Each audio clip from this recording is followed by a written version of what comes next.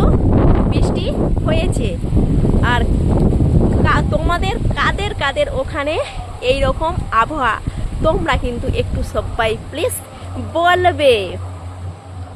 আর এই যে দেখো হাওয়া দিচ্ছে, ঝড়ের মতন হাওয়া দিচ্ছে।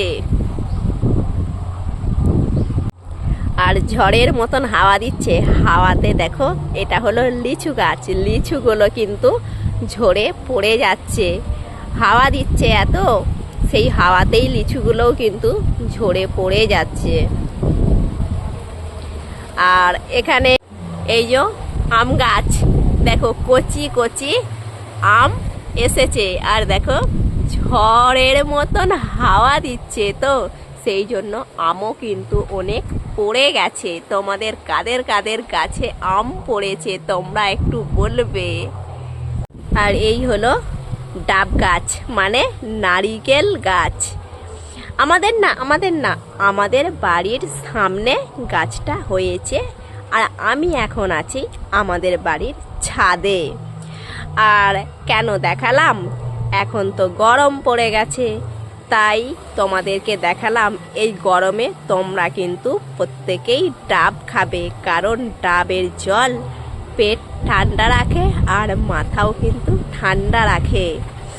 তাই পেট মাথা ঠান্ডা রেখে তোমরা মন দিয়ে সকলেই ফেসবুকে কাজ করো, একদিন ঠিক সফলতা পাবই।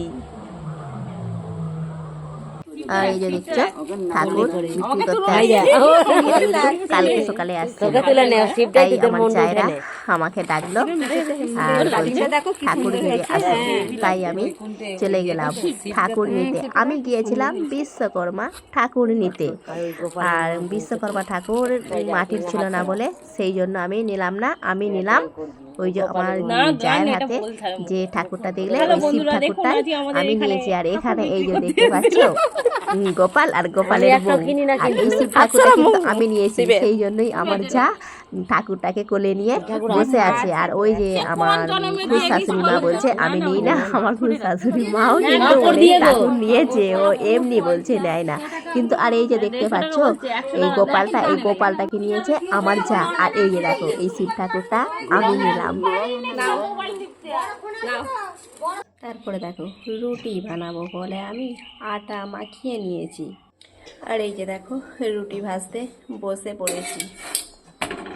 তোমরা হয়তো ভাববে বাবা রুটি তো গোলই হয়নি, কিন্তু দেখো আমি না রুটি গোল করে বেলতেই পারি না, তাই এই রকমভাবেই আমি রুটি বেলেছি, কিন্তু রুটিগুলো ফুলছে খুব সুন্দর।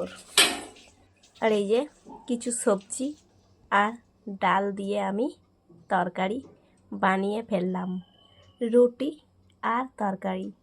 আবার তোমাদের সঙ্গে দেখা হচ্ছে নেক্সট ব্লগে। টাটা।